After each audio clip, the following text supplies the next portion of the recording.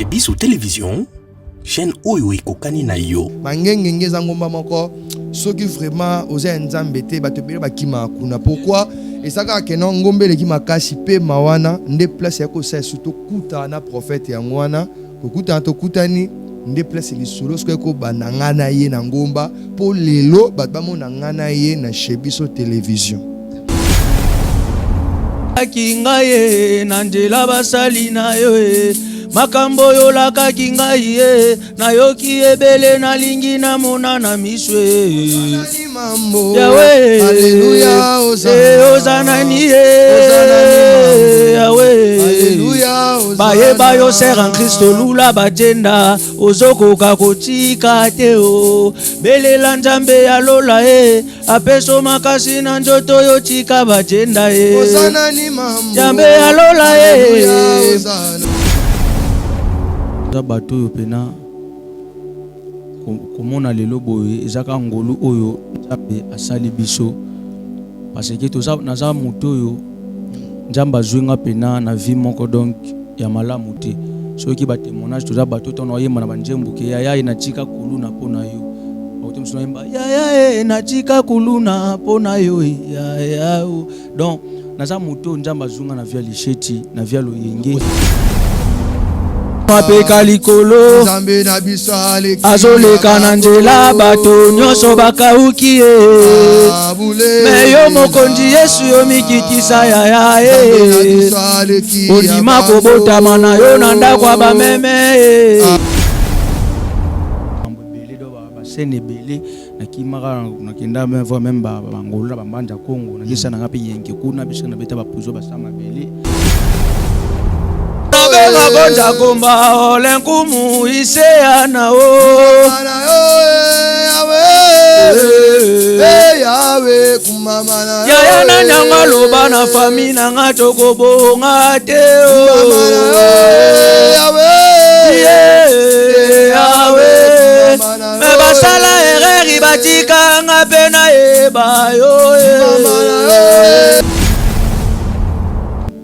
musala nga so tika nga chilo na kotne kuna mbena kika nyamaka sese na kikati sala bila dezaka ngolo anta très bien Bela bonja komba olenkumu isea na o Yahweh kumama na Yaya na nyanga loba na fami na nga chokobo nga te o Yahweh me basala ereri batika nga pena eba yo musala nga ngolo yeboso tika nga chilo na kotne kuna mbena kika nyamaka sese na kikati sala bila dezaka ngolo anta très bien soki osali te Yesu Masiya nga nakotingama yo nakotingama yo Yesu lokola Jakobe na bunda no butu mobimba kino kopambulanga na matama ngengenge Yesu Masiya nalingi na mona yo nalingi na mona pour bien Dieu avec ni na plateforme moko parce que vidéo na ye ezaki circuler na ba réseaux sociaux mais ezaki protégé te mutu tout soit matingomba soki na moment kilt so kilt ba ni bi adoration louange tango beta ba téléphone ba filmer mutonga te kala ngomba ba no publier donc et ça là qui que mutu tout sur la vidéo wana et tant na ye na expliquer prophète na bi téléphone le repose à la protéger. Cabinet de santé nationale puissante chez Dr Cathy Munga. Comment sœur Cathy Munga, nazali naturothérapeute, nazali kosunga bandeko bazali na bokono ndenge na ndenge au moyen de plantes naturelles. Bandeko bazana ba problème ya ba hémorroïdes interne tout comme externe, infection urinaire, prostate, azoospermique, obota ezalité, rhumatisme, nerf sciatique, gouttes, règles douloureuses, glaucome, vision floue, motupa si intense, sinusite, awa nazana kati ya laboratoire.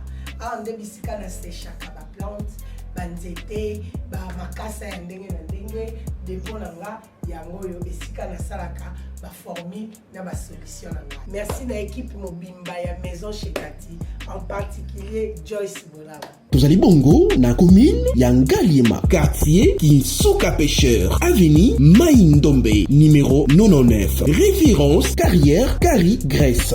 Le biko na bino et sengo na biso.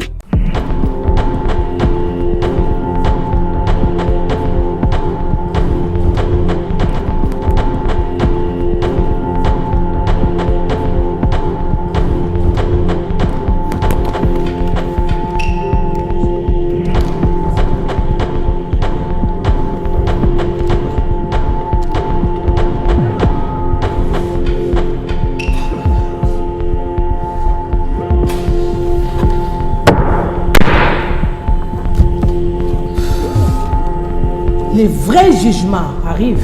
Qui plaidera ta cause? Avec mon avocat Jésus, j'ai la garantie de la victoire.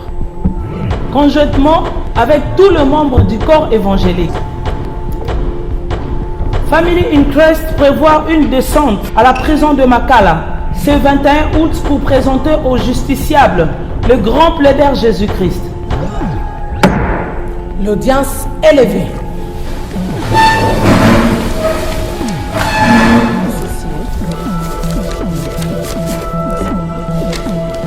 L'Esprit du Seigneur nous a oints pour proclamer aux captifs la liberté et aux prisonniers la délivrance. Chers frères dans le Seigneur, papa, maman, nous invitons tous à venir soutenir nos bien-aimés détenus de la prison Makala, avec tout ce que l'Éternel vous mettra à cœur. Matelas, Bible, chaussures, nourriture, et l'Éternel ne manquera pas de vous bénir.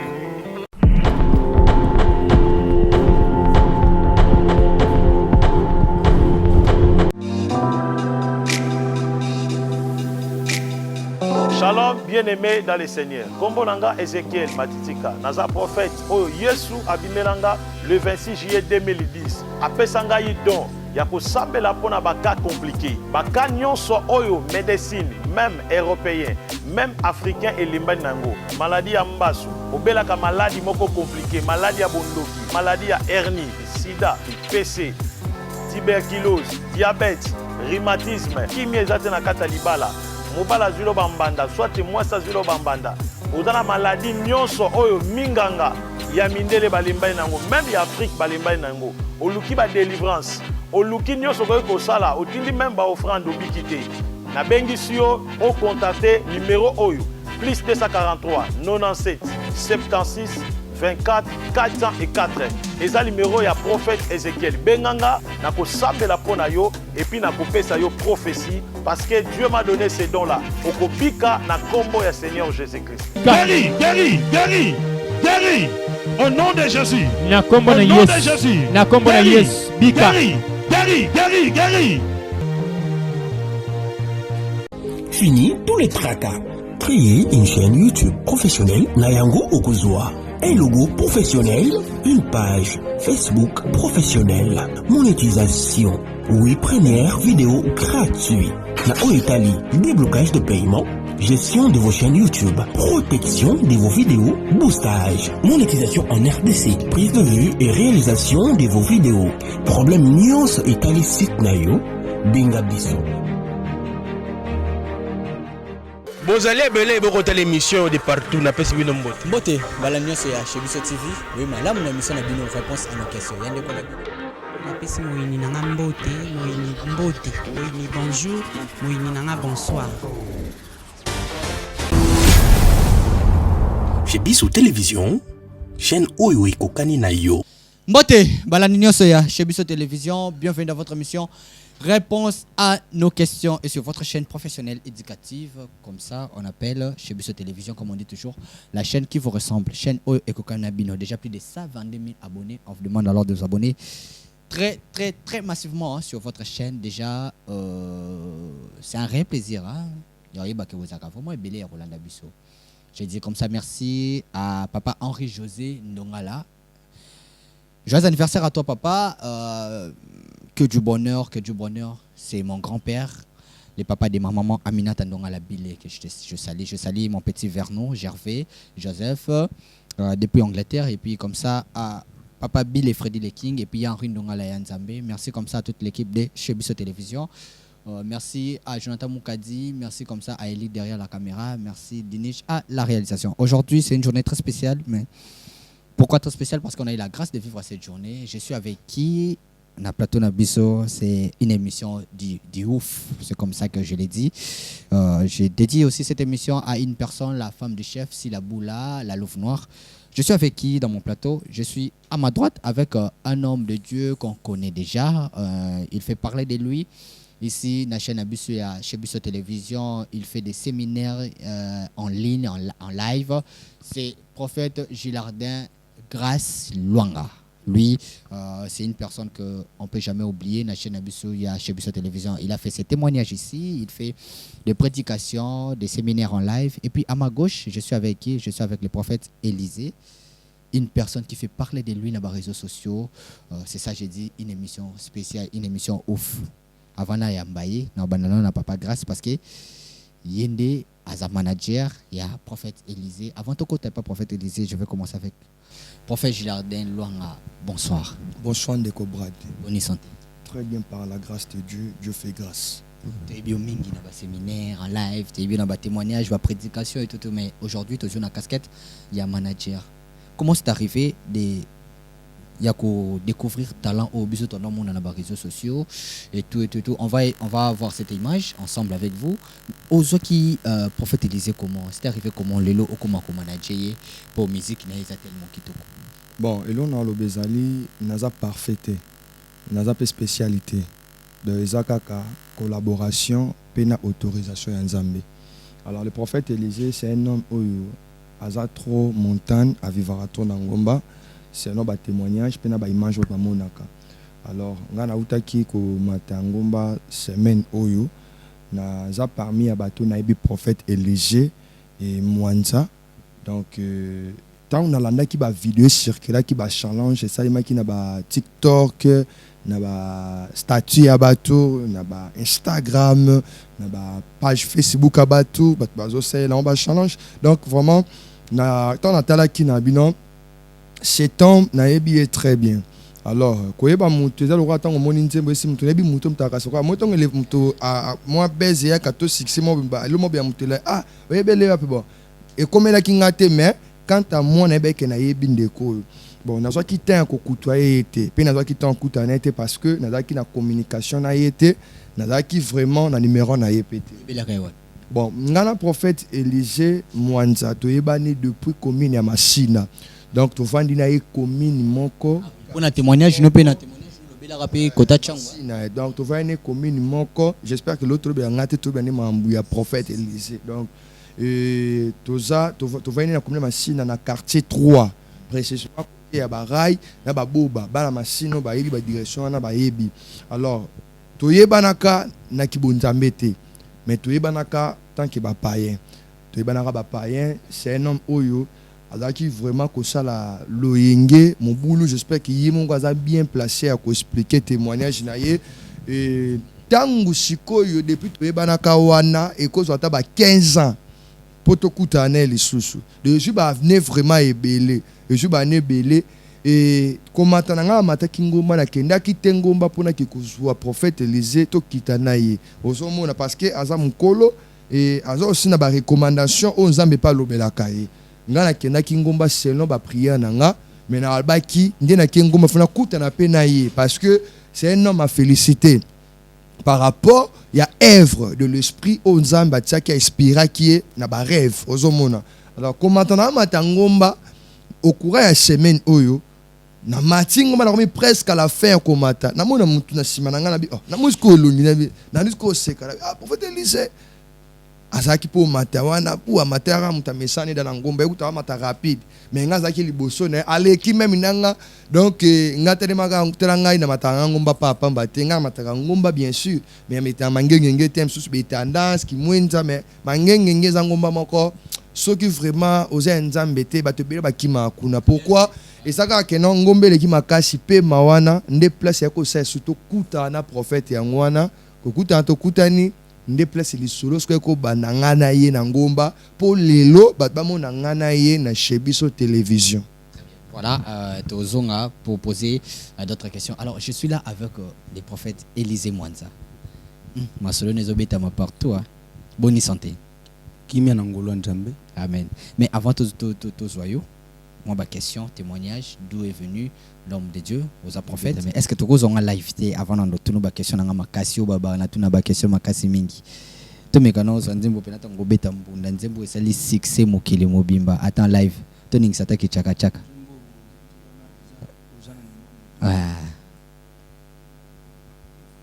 Ozana ni mambo, Alléluia, Ozane. Ozana ni mambo, Alléluia, Ozana, Ozana ni mambo. Ozana ni mambo. Yahweh, Ozana ni Yahweh. Yemba Ozana ni mambo, Yahweh. Ozana ni Yahweh. Yaya yo lobela kingaye nanjela basali na yo makambo yo laka kingaye na yoki ebele na lingi na mona na miswe Yahweh. Alléluia, Ozana ni Yahweh. Alléluia, baye bayo ser en Christo lula bajenda ozoko kakotika teo belela Nzambe ya lola apeso makasi na njoto yo tika bajenda Ozana ni mambo. Nzambe ya lola Ozana ni Yahweh. Baye bayo frère lula ekobo ozoko kakotika teo belela Nzambe ya lola apeso makasi na njoto yo tika ekobo Ozana ni mambo. Nzambe ya lola Ozana ni Yahweh. Alléluia, oh bulelela bulelelele bulelela bule olikambo akokamwa na beta ndekenza na lupango ya famille elikia bateka lopango tokabola mbongo onakoma kolala na ngai na kati ya kaka soki nabwaki loboko na tuti sentia onabwaka lokolo na tuti ya mboshi onabaluka boye na tuti sama opambola bango basomba mapango bapesa yo nini yaya bapesa yo nini nga mpe napesa yo yemba bato ya mokili balinga lokumu avandi na mutuka mapeka likolo azoleka na nzela bato nyonso bakauki me yo mokonzi Yesu yo mikitisa yaya ondima kobotama na yo na ndako ya bameme bulelela bule o mokolo papa yaka kobala mama papa na biso ayaka na baveste me yo mokolo yaka kobalanga eglize yayo tikala na yo na lingwanda yaya ekomikitisa boye na mona nanu te bulelela bule. Amen. Wow. Wow. Gloire au Seigneur. Wow. Alors l'homme de Dieu, ibisa bisunon ebandaki ndenge nini po lelo yo ozo cartonner na ba réseaux sociaux na ba TikTok ba tout ozo kaka banze monezo beta et tout mais dis-nous un peu o tu wapi o bani ndenge nini po lelo bantana ngomba obeta ka bambunda ba challenge komi ya banze mbona yo d'où viens-tu? Parle-nous un peu de ton témoignage. Bon, eza premièrement loko liboso ngolu oyo Nzambe a salibiso parce que toza bato yo pena komona lelo boye ezaka ngolu oyo Nzambe asali biso parce que toza naza moto oyo Nzambe azwinga pena na vie moko donc ya malamu te soki ba témoignage toza bato tono yemba na banjembu ke yaya na tika kuluna pona yo bato msino yemba yaya na tika kuluna pona yo yaya donc naza moto njamba zunga na via lisheti na via loyenge ozalaka kuluna oui zaki kuluna na chango wana pena so komo ni bando bengo Fabolo Diabo l'homme à résistance na kombo na nga na zaki pe so DJ do to za bato lelo bato ba olandanga parce que témoignage ba kosaka ngote bato bazo landanga ba yebinga yi na ba quartier toi ebele même ba montagne témoignage nanga njamba zunga na vie wana alors tant njamba zunga na vie wana moto pate ya kinga na bongo la muteme zaka muninga na nga moko en tout cas na lobaka kota zali njamba pambole prophète okata bato belé ba machette zalaka donc wani ratarate so ba monyo pena il faut ba banga donc wani ratarate wani za monde wana yo yebi yango donc les chaînes électriques donc il faut zoka kaka donc njamba pena banende nini ti ndeko wana abongo so motema po déjà esprit wana mabeza daki na kati bon esprit mabeza laki parce que quoi ba makambole kay mo belé ba rande belé ba mambo belé do ba scène belé na kimara na kenda même voir même ba ngolola ba mbanja Congo na kisa na ngapi yenke kuna bisha na beta ba puzo ba sama belé sali mo ba loyenge ale tant na yo zonga nde muninga na ngana pa tio ngolo continuera kikuluna yanki kaka no saki yanki a njamba simbi siko mutema ya ndeko na nga wana prophète Aaron sika zanjamba pambole ndeye muta yakate yangai ate yanga liloba njamba mosusu ayebu na bino katolisheti bima lupango na biso abi webi te tozalaka biso mbale bato abu menga na bongo mona ote yokatanga liso même ye pas zaeka mutu wana ye pas zaeka mutu wana ateyinga alors tango ateyinga toyina kati église papa molimo na ngai sika o église pene bando akadenga pasteur Timothée manga papa na nga dona juta wana changu kaka na changu na église na biso eza le retour de Jésus-Christ en Jérusalem le sika o pena na vandi na zu plus de 3 ans 4 ans na via permanence vous savez que dans na bongo mutema rande na matingomba ti l'autre qui déjà plus ou moins déjà ba 11 à 12 ans on matara déjà bon jambe déjà to bongo la mutema kala mais ndesko za kuluna kala c'est des ça kala déjà sala kala ya kala do ya kala sikoyo eza ndesko d'inspiration kolo asalinga ngolu apesinga message na matangomba parce que njamba zana posa premièrement brisement lisusu parce que njambe akolinga ta bimise loko mo sa préparation alors donc ya koyemba bongo ça t'est venu parce que ozo yemba eza ba bloko to monara naturellement comme ça ba bloko eza les até que non tangi bible non ba parole la bible vraiment papa Gilard de Longa tant ozo yoka aoki na biso plus na nature ba bloko eza mokili tout surtout nzembo no moko ça m'échappe au penande zaki partager ming na ba réseaux sociaux ngo beta mbonde za loko chanson c'est quoi encore l'autre chanson Kumbama Yahweh Kumbama na yo Yahweh donc est-ce qu'on peut la voir parce qu'aujourd'hui c'est plus ton live on va plus parler de vous parce que d'être aux manager d'être autour na makambo plus il y a production comment te produire comment mutako zalana yo mais témoignage non déjà on sent que c'est tellement fort on voit place au outil alors tant au mais c'était arrivé comment avant yembela biso nzemba Kumbama yo c'était arrivé comment tant au matangomba parce que premièrement matin pour ça ba prière mais tu as idée yozana ki chaka chaka kozana mbunda est-ce que c'est une révélation est-ce que yaki ndengeni bon tant on a joué premièrement révélation matangomba jara pour 3 jours na kebwe bakse menga sali 2 ans 2 ans na ngomba on a sali plus ou moins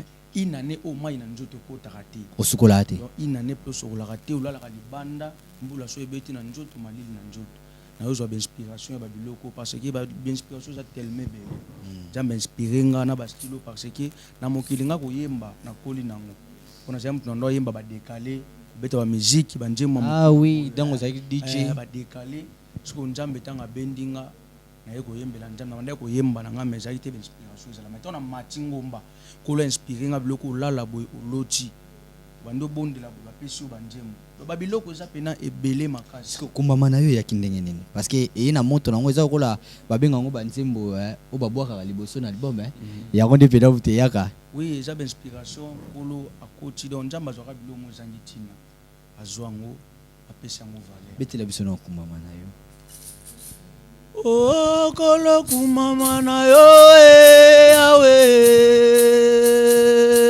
kolo Kumbama na yo yawe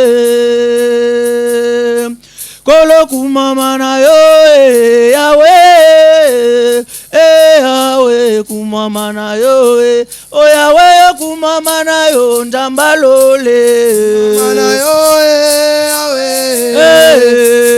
Yahweh kumama na yo ya soki na koma mosali ya Yesu na ngolu na yo kumama na yo Yahweh kumama na yo ya salata mongo tolobaki mongo biso mibale kumama na yo Yahweh ona benga konja komba olenkumu iseya na o Yahweh kumama na yo ya na nyanga loba na fami na nga chokobo nga te o Yahweh me basala ereri batika nga pena eba yo Yahweh komata bangomba yo kanisa bana nzambalole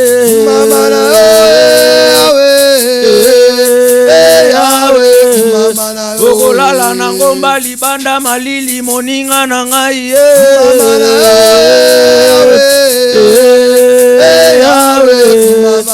kolala na mabele somo bafumi baninga na ngai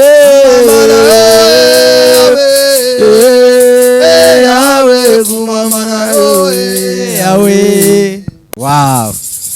Gloire au Seigneur. Donc, na kati nzembo wana ozolo bila pe ndenge olala libanda ba camarade no neza ba fourmi wana. Oui, donc na rappeler Nzambe. Banjembo to yembi to rappeler Nzambe parce que ba sacrifice to sali nkolo wa mona biso. Très bien. Nzamba ya nula. Très bien. Très bien. Donc Nzamba ya nula kola libanda parce que za lipanangu batia. Eza pe hasard te. Outu na vimo mokili bo eloko satande na ngoti. Donc bande okenda no bangomba. Bangomba ezala bino mo ba 14 jours. Na ba père pe. Mais que 2 ans. Mais est-ce que ya yo siko o mati pe yo moko 2 ans. Oliaka ndeni. Et 2 ans on peut mati te kende ba mataka na mbongo boete. So comment olia ndeni? O mati 2 ans Nzambe siko yo na ngolu na ye Nzambe so atindu esika do mamunyo so ye mo aye. Ba batu ba koma ko lesa yo. Muto matali kola ngomba ya pamboli yo. Dans manite. Yo donc Nzamba kiti ba mani na ye na ndengi na ye po. Gloire au Seigneur. Yango mo na zalaka so munga na oyemba ngali ngami ko yembela Nzambe po na raison na siko bisiko Nzamba zwinga. Très bien. Yana ba mje musuna salaki na yembi na bi nkolo na yembelo te po anini. Poso na kanisi ba bisika oyo zwanga. Soki ero na zalaka otika ngana za kuluna na sala nini? Osala ngangolo ye boso otika ngati lona kontine kuna mbena ke kanyama ka sese na ke kati sala bila. Dezaka ngolo Nzambe. Très bien. Yona linga oyembela pena donc na yembela Nzambe makasi pe inspiration nkolo apesi oyo papa soki mutu nyonso ozaka concentré na banjembo to yembo zaki malade phobie. Alors un problème très bien. Alors comment ça te fait tango zomona siko banzembo na ba TikTok na ba vidéo ba tumisusu na ba statut ba okumisela ngokolo na ba église mususu comme il y a kobeta. Tu te dis quoi? Merci Seigneur ou soit sur les plans financiers ou le bon ba mo trikele o. Te premièrement lo liboso na lo ba liboso lipamboli ezano liboso premièrement liboso mbongo te po to somba mituka te to mati ba avion te lipambola motu eza liboso nkolo asala biso ngolu ya okima lisumu ya otambo na obangai. Élévation c'est bien que l'élévation c'est difficile mais ko battre lango les kinde motuya. Donc tant on a zo mona ngo parce que nkolo ayebisenga bi na ligne exposé na miso batu parce que na nzela na yo bato ebele fo ba pambola. Alors Nzamba pesa inspiration oyo tango na oyemba na omona etamboli bato bazoyemba ngodo na opambola Nzambe makasi. Très bien. Na okomisa Nzambe parce que azaka sima maloba ne pona. Donc Nzambe maloba na ye.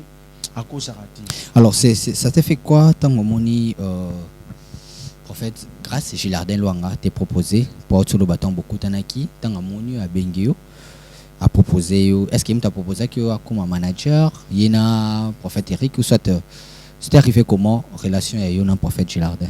Bon prophète Luanga exacté pour premièrement liboso ayepo ayi que poser abatu muso moni ngolu mo bwebimi kuna a profiter non yaza mutu oyo premièrement ayebelinga nanu toza aza mutu tozali no to bani no vite toza no ba païen po ya koline sérieux ya koline mutu mo bo sérieux banda kala biso nde azara jaspile oui bino ne siko ba pomba ba yanki.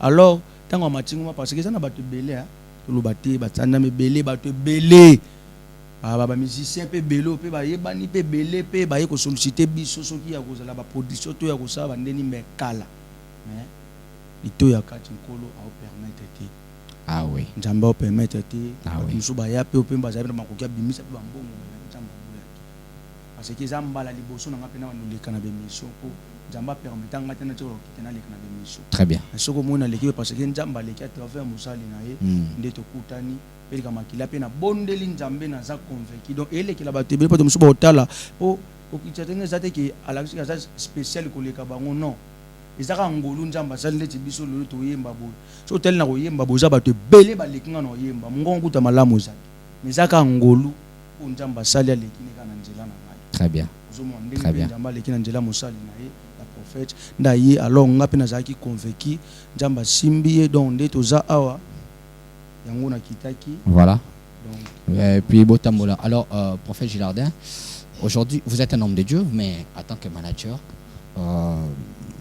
si je peux le dire au business il faut à côté studio il faut production salama bandi money tikalaka beauté pour batumsu ba profiter nango là on parle on est sérieux on doit pas voiler la face il faut à côté studio il faut alors c'est toi le producteur ou Ozaka manager ou vous cherchez à produire des côtés Zolukaba producteur comment vous faites parce que Azamba tit babatu bébélé au Kanda Muto qui me regarde comment et ça la buzz dans les réseaux sociaux vous voulez que buzz en est qui n'est qu'à bongo yo manager comment vous allez se retrouver ou soit n'engeni ne revivre parce que image de GKI on doit dire la vérité c'est un homme de Dieu bien sûr mais qu'on vivre paix dans ma production à taper ba concert album P Ezala pour ba titre le bien un titre rebelle comment vous faites en tant que manager c'est vous toujours les producteurs ou soit vous cherchez autrement au travail.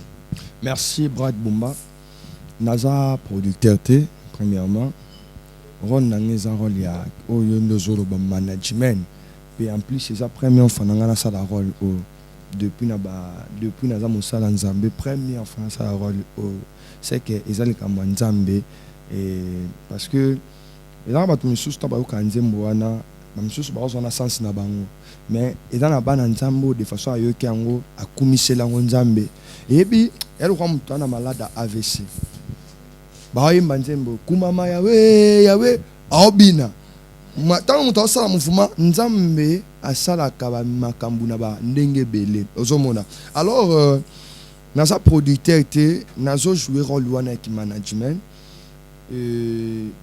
lelo tozoloba prophète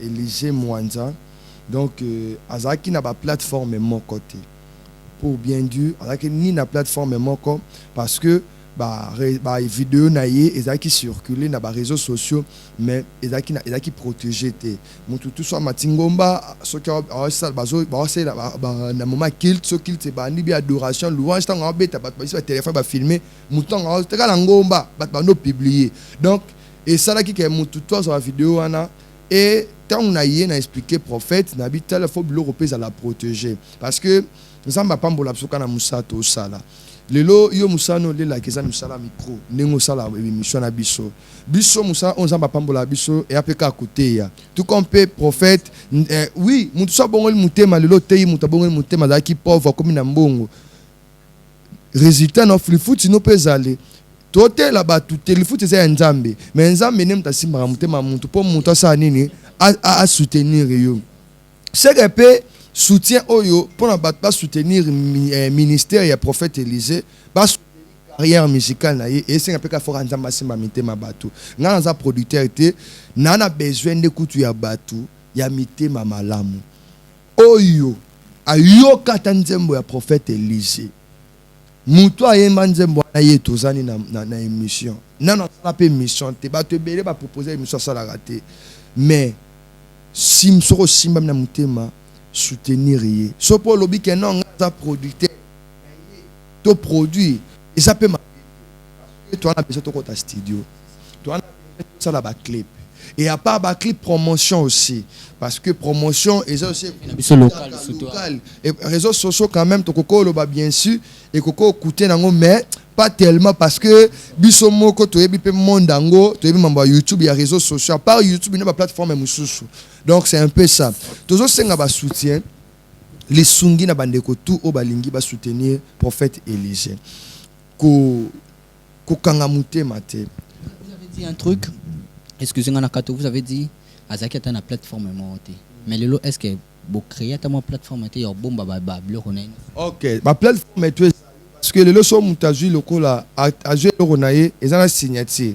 Nous avons des locaux to que malem mais samba après ça ba makoki tout ça na chaîne YouTube, tout ça na page Facebook, tout ça na TikTok. Donc c'est un peu ça. Dans la plateforme surtout il y a TikTok et Zali.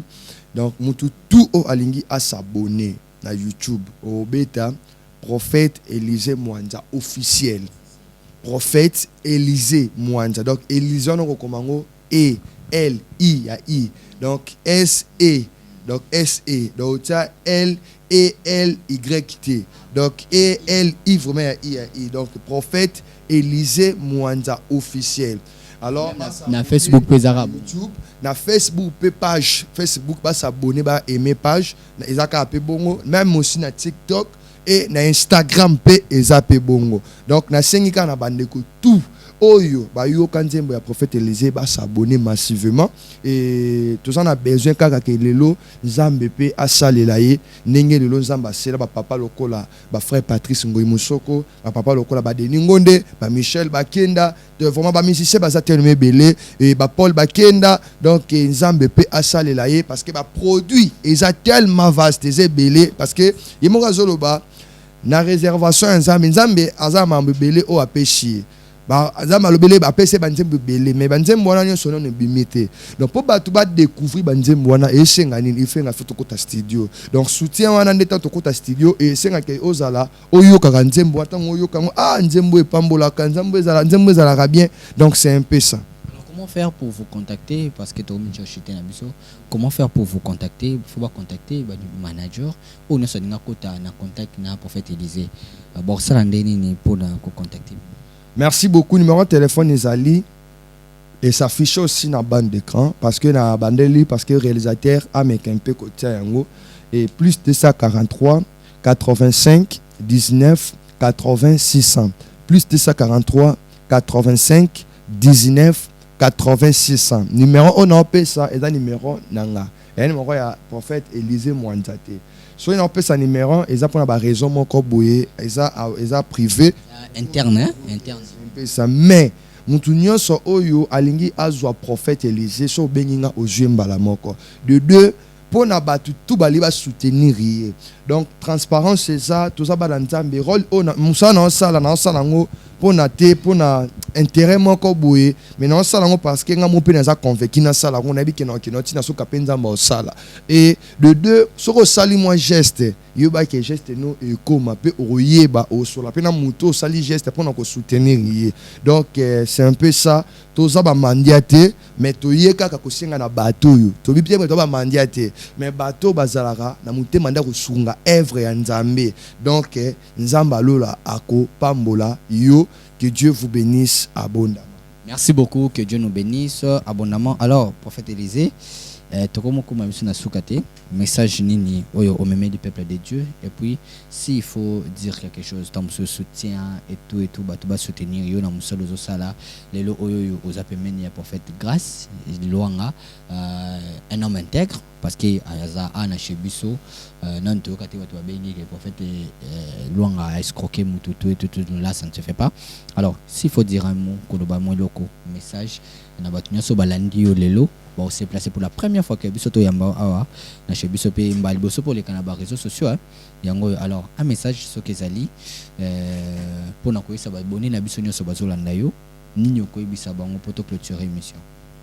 Oui kola pambola batu nyoso to baolanda biso na chaîne na biso oyo donc déjà pena ndeka prophète Luanga Utoloba premièrement eloko liboso nolobaka mutu pa asunga mutu donc singa nde nzamba simba mutema mutu wana ya liboso kolwa zono lokumu et ya mibale tozana besoin ya soutien o nzamba simba mutema na e producteur au monde na parce que makambo je belé ba procéder peneze belé donc nayebi ke soki oza producteur oza na besoin soutien au soutien to na pena posa au soutenir œuvre oyo nayebi ke motu nyonso oyo soutenir musala oyo nzambe nga na sambelaka on a salé 2 ans na montagne à Ochika été. Amen. Et Nzamba na okota le Cameroun que soit problème nyonso zaki Nzamba opesa ngo solution. Très bien. Donc mutu nyonso pena soutenir nga na musala o na bato to ba Hollanda nga ebi ke Nzambe wana a bosa na binote pe Nzambe nga a Ochika binote pe Nzamba prophète Lwanga a Ochika binote toujours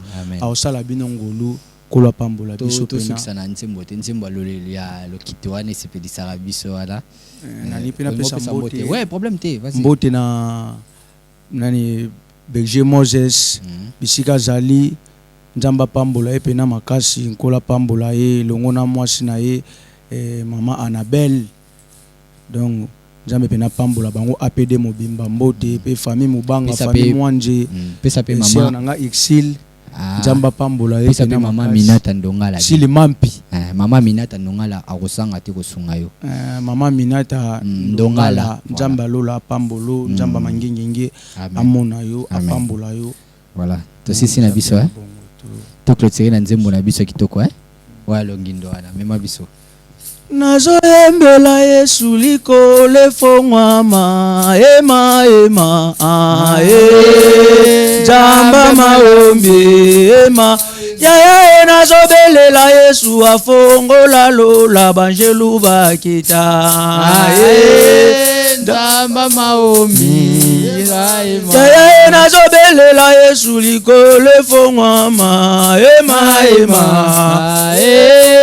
Nzamba maombi ojikalo le fongwama nayembela kayo jikalo le fongwama narabelela kayo jikalo le fongwama natika kuluna Yesu pona yo ndenge na mataka ngomba aveni mobimba bamonakanga soki salite Yesu masiya mokile kosekanga bakolo bande Nzamba bangomba ya batami wapye balaboya loyenge tikalo le fongwama soki salite Yesu masiya nga nakotingama yo nakotingama yo Yesu lokola Jakobe nalabunda no butu mobimba kino kopambulanga na matama ngengenge Yesu masiya nalingi na mona yo nalingi na mona yo Yesu masiya lokola Jase na mukuse kinga esengi na mata na sikomo olobi na ngai kita lelo na kolia na ndako na yo nayembela kayo tika lole fungwama wow. Merci beaucoup, merci. Alors prophète Élisée, je sais que c'est pour la première mais pas la dernière. Merci beaucoup prophète Gilardel Wanga. Déjà il n'y a même pas à dire. Merci à toute l'équipe de Shebiso Télévision. Merci de répondre à notre invitation. On se retrouve prochainement pour un nouveau numéro. Restez toujours scotchés sur votre chaîne Shebiso Télévision, comme on dit toujours, la chaîne qui vous ressemble. Bye bye. Cabinet de santé nationale puissante chez Dr Cathy Munga. Kombo na ngai sœur Cathy Munga, nazali naturothérapeute, nazali kosunga bandeko bazali na bokono ya ndenge na ndenge au moyen de plantes naturelles. Bandeko baza na ba problème ya ba hémorroïdes interne tout comme externe, infection urinaire, prostate, azoospermite, obota ezali te, rhumatisme, nerf sciatique, gouttes, règles douloureuses, glaucome, vision floue, moutoupasse intense, sinusite. Awa nazana kati ya laboratoire. Awa nde bisika na séchaka ba plante, banzete, ba makasa ya ndenge na ndenge, depo na nga yango yo esika na salaka ba formule na ba solution na nga. Merci na équipe mobimba ya maison chez Cathy, en particulier Joyce Bolala. Tozali bongo na commune ya Ngaliema, quartier Kinsuka Pêcheur, avenue Maïndombe, numéro 99. Référence carrière Kari Grèce. Le biko na bino et sengo na biso.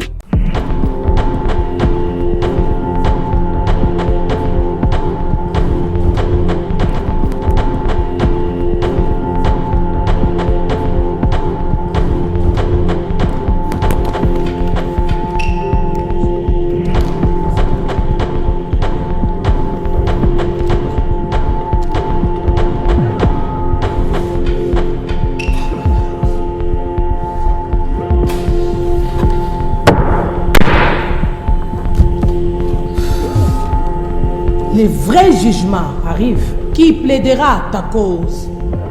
Avec mon avocat Jésus, j'ai la garantie de la victoire. Conjointement avec tous les membres du corps évangélique, Family Interest prévoit une descente à la prison de Makala ce 21 août pour présenter au justiciable le grand plaider Jésus-Christ.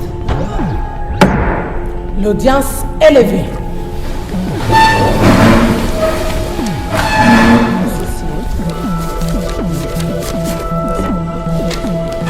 L'Esprit du Seigneur nous a oints pour proclamer aux captifs la liberté et aux prisonniers la délivrance.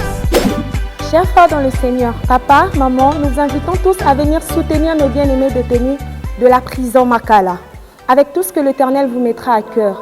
Matelas, Bible, chaussures, nourriture, et l'Éternel ne manquera pas de vous bénir.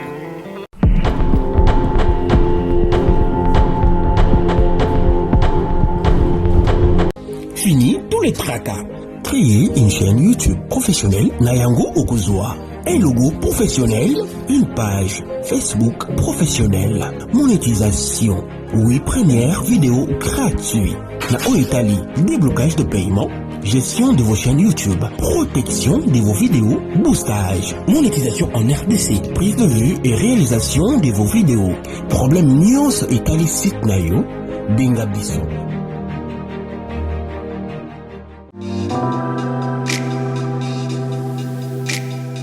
Shalom, bien-aimé dans le Seigneur. Kombo nanga Ezekiel Matitika, naza prophète oyo Yesu abimelanga le 26 juillet 2010. Apesanga yi don ya kosambela pona baka compliqué. Baka nyonso oyo médecine, même européen, même africain et limbani nango. Maladie ya mbasu, obelaka maladie moko compliqué, maladie ya bondoki, maladie ya hernie, sida, PC, tuberculose, diabète, rhumatisme, kimi ezate na kata libala. Mobala zulo bambanda, soit mwasa zulo bambanda. Ozana maladie nyonso oyo minganga ya mindele balimbai nango, même ya Afrique balimbai nango. Oluki ba délivrance. Oluki nyonso ko sala, otindi même ba offrande obikité. Na bengi sio o contacter numéro oyo plus 243 97 76 24 404. Et ça numéro ya prophète Ezekiel Benganga na ko sabela pona yo et puis na ko pesa yo prophétie parce que Dieu m'a donné ces dons là. Okopika na kombo ya Seigneur Jésus-Christ. Guéri, guéri, guéri, guéri. Au nom de Jésus. Na kombo na Yesu. Na kombo na Yesu. Bika. Guéri, guéri, guéri, guéri.